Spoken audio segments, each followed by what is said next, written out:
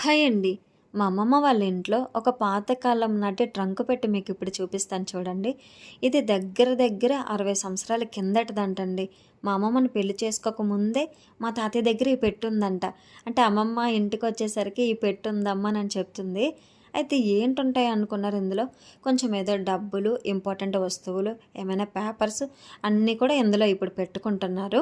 ఇప్పుడంటే బీరువా ఉంది. మొన్నటి వరకు ఈ ట్రంక్ పెట్టెలోనే అన్నిటిని భద్రంగా దాచుకునేవారు. ఇది ఇంపార్టెంట్‌గా మా తాతయ్యదేనండి. ప్రత్యేకంగా అతనికి ఒక లక్ష్మీదేవనే చెప్పొచ్చు ఈ పెట్టె మాత్రము.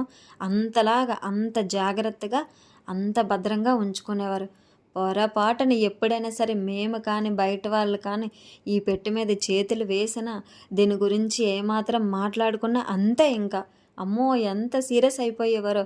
ఎందుకు దాని గురించి మాట్లాడుకుంటున్నారు? దాని మీద ఎందుకు చేతులేస్తున్నారు మీరు? అసలు ఒప్పుకునేవారు కాదండి. నేను ఒక్కసారి, 2 సార్లు గలా చూశాను. ఒకసారి ప్రత్యేకంగా చూపించమన్నాను. "అసలు నువ్వు అందులో ఏం పెట్టుకుంటావో చూపించు తాతయ్య" అనంటే, మొత్తం అంతా కవర్లేనండి. ఎందుకనుకున్నారు? ఇవతల ఇడ్లీ అమ్ముతారు. నెక్స్ట్ ఏమొచ్చి కిరాణా కొట్టుకి సంబంధించినవి. అంటే పిల్లలకే బిళ్ళలు, బిస్కెట్స్ ఇలాంటివన్నీ ఉంటాయి కదా! వాటిని అమ్ముకుంటూ ఉంటారు. దేనిది దానికే. టిఫిన్‌కి సంబంధించినవి పప్పుది, నూకది, పలుకులకి ప్రతిదానికి వేరువేరుగానే డబ్బులు పెడతారండి. అవన్నీ ఏంటంటే అప్పట్లో కిరసనీలు అమ్మేవారు. వాటికి వేసవి రాగానే జీడిపప్పులు అవన్నీ ఉంటాయి కదా!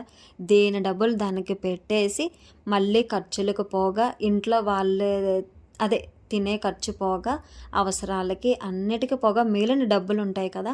వాటిని మళ్ళీ జాగ్రత్తగా ఉంచి ఇన్వెస్ట్ చేసుకునేవారు. ఎవరికైనా ఇవ్వడం కానీ, బ్యాంక్‌లో సేవ్ చేయడం కానీ, ఇలా చేయడం వల్ల ఇయరొచ్చేసరికి ఇంట్రెస్ట్ వచ్చేది కదా!